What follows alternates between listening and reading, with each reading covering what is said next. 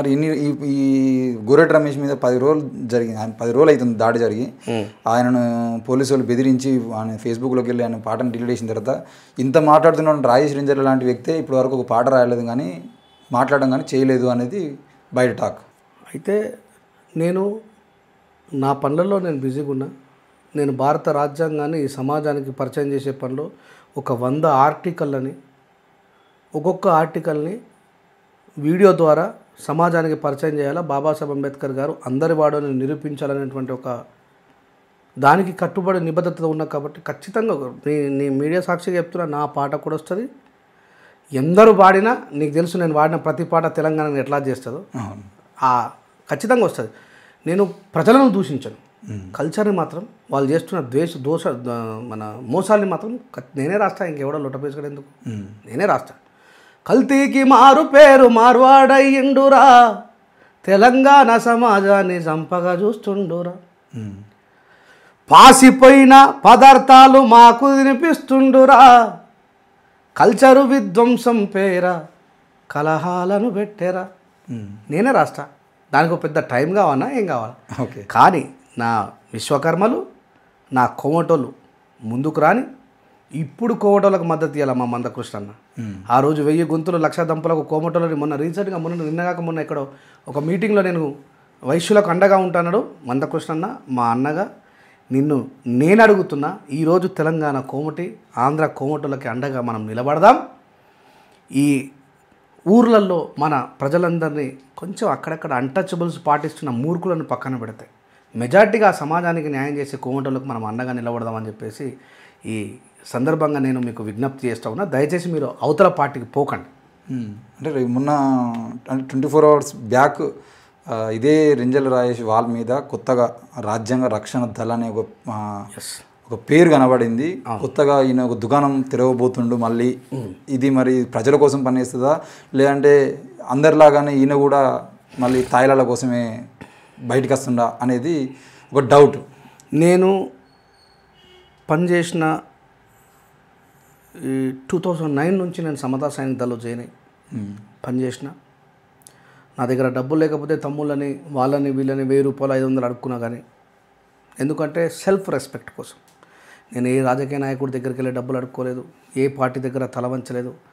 నాకు తెలిసి మన ముందర కనబడుతున్న ఉద్యమకారులలో అందరికంటే ఎక్కువగా జైలు పోయి కేసులు వేయించుకున్నది నేను, నా తర్వాత బైర్ నరేషన్ అనే.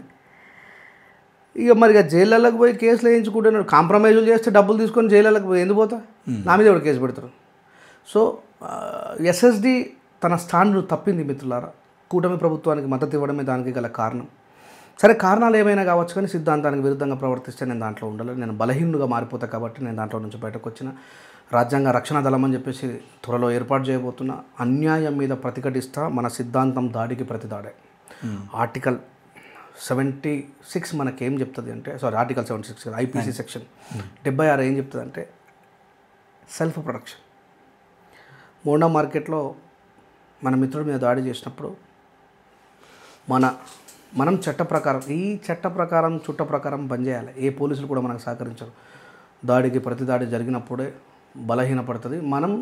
మనని సంరక్షించుకునే క్రమంలో అవతలను కొట్టినా కూడా మన లాయర్లు చూసుకుంటారు. రేపు భారత రాజ్యాంగ రక్షణ దళ పేరు మీద ధైర్యవంతులందరూ కూడా మన ఆర్మీలో జాయిన్ కండి. బాబాసాహెబ్ అంబేద్కర్ గారి యొక్క రాజ్యాంగాన్ని రక్షించుకునే దిశగా. ఇది ఒక కులానికో మతానికో పనిచేసేది కాదు.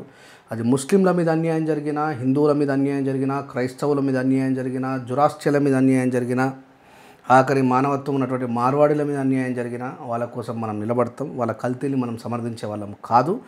సో తొందరలోనే రాజ్యాంగ రక్షణ దళని మనం ప్రకటించబోతున్నాం. నేనే తెలంగాణ మొత్తంలో ఉన్నటువంటి ప్రతి జిల్లాకు వస్తా, కమిటీలు ఏర్పాటు చేస్తా. గ్రామ స్థాయిలో మనం పనిచేద్దాం. మన కోసం మనమే రక్షణగా నిలబడదాం. మన నిరుద్యోగుల కోసం. నిన్నగాక మొన్న వెల్టోల్లో చనిపోయినటువంటి తమ్ముడు లాంటి వాళ్ళు ఇంకా చనిపోకుండా, మిర్యాల కూడా ప్రణయ్ లాంటి వాళ్ళు కావచ్చు, మాలబంటిగ లాంటి వాళ్ళు కావచ్చు, ఇంకా మన మంత్రి మధుకర్ లాంటి తమ్ముళ్ళు కావచ్చు, ఎవరు చనిపోకుండా కాపాడుకునేటువంటి బాధ్యతను మనం తీసుకుందామని చెప్పి తెలియజేస్తూ, భారత రాజ్యాంగ రక్షణ దళం ఆర్ఆర్డి రాజ్యాంగ రక్షణ దళంలో మీరు జాయిన్ కండి. మనకు అడ్వకేట్లు అన్ని రకాల సమాజం నుంచి మనకు మద్దతు ఉంది. ఇక ఒక స్పెషల్ ఆర్గనైజేషన్ నథింగ్ బట్ ఎస్ఎస్డిలో ఉన్నటువంటి నియమ నిబంధనలకే ఉల్లంఘి పనిచేస్తుంది ఆర్ఆర్డి. అది గుర్తుపెట్టుకోండి. దాడికి ప్రతి దాడి చేస్తే తప్ప మనకు రక్షణ లేదు. ఎన్ని కేసులైనా సరే మనం నిలబడతాం. చంద్రశేఖర్ ఆజాద్ లాంటి వాళ్ళని, భీమార్వి లాంటి వాళ్ళని ఇన్స్పిరేషన్గా తీసుకొని మనం ముందుకు పోవాలి తప్ప ఈ బలహీనమైనటువంటి ఈ పెరిగితనంతో జీవించే జీవన విధానాన్ని బద్దలు కొట్టాలని చెప్పేసి నేనే ముందుకు వస్తున్నా మిత్రులారా. నాతో పాటు నా ఆలోచనని ఇన్ని సంవత్సరాలుగా నన్ను గౌరవించి ఎన్నో పోరాటం నేను పిలిచిన పిలుపు మేరకు వేలాది మందిగా తరలి వచ్చి ఎన్నో అంబేద్కర్ విగ్రహ ధ్వంసాలను అడ్డుకున్నటువంటి మీరు, అన్టచబిలిటీని అడ్డుకున్నటువంటి మీరు రేపు కూడా నాతో పాటు సహకరిస్తారన్నటువంటి నమ్మకంతో, మీపై ఉన్నటువంటి నమ్మకంతో నేను కొత్త దుకాణం తెరవలేదు. గుర్తుపెట్టుకోండి. పేరు వేరు కావచ్చు, సమతా సైనిక దళ యొక్క నిబద్ధతతోనే మనం పనిచేద్దాం. కనీసం ఊరికి నలుగురు రాజ్యాంగ రక్షణ దళ సైనికులను నిర్మాణం చేయాలనేటువంటి లక్ష్యంతో వస్తున్నా. మీరందరూ నన్ను ఆదరిస్తారనేటువంటి నమ్మకంతో నా ముందరున్నటువంటి రాకేష్ కూడా మనతో పాటే తన వాయిస్ని మన కోసం అందరి కోసం వినిపిస్తుండు, మన కోసం కూడా వినిపిస్తాడనేటువంటి నమ్మకంతో మీ అందరి ఆహ్వానాన్ని తెలియజేస్తున్నాను. Thank you. ఓకే అన్న, థ్యాంక్ యూ. మొత్తానికి అయితే రాజ్యాంగ రక్షణ దళ పేరుతో తెలంగాణ సమాజానికి కాకుండా 2 తెలుగు రాష్ట్రాలకు సంబంధించిన విషయంలో దాడులు చేసిన ప్రతిసారి ఏ చట్టం కూడా మనకు మద్దతుగా నిలబడట్లేదు. ఈరోజు మార్వాడీలు చేసినా, ఇంతకుముందు ఇక్కడి వాళ్ళు చేసినా, ఎవరు చేసినా దళితులు ఎప్పటికీ దాడులకు గురవుతూనే ఉన్నారు. కాబట్టి దాడులకు ప్రతిదాడి చేయడానికైనా సిద్ధంగా ముందుకు వస్తున్నటువంటి రేంజర్ రాజేష్ గారిని ప్రత్యేకంగా కేవలం ఈ అంశాలు మాట్లాడడం కోసం ఇంటర్వ్యూ చేయడం జరిగింది. ఇది అగ్రెసివ్నెస్ కోసమో లేదంటే ఇంకే దానికోసమో చేయలేదు. మరోసారి తప్పకుండా రాజ్యాంగ రక్షణ దళ ప్రకటన తర్వాత మరోసారి ఆయన కూర్చోబెట్టడానికి ప్రయత్నం చేద్దాం. మీరు కూడా ఆలోచించండి. తెలంగాణ రాష్ట్రంలో మార్వాడీలు గో బ్యాక్ నినాదంతో వస్తున్నటువంటి ఈ ఉద్యమంలో గో బ్యాక్ అనడానికి ప్రధాన కారణం మీ అందరూ వెళ్ళిపోండి అని కాదు.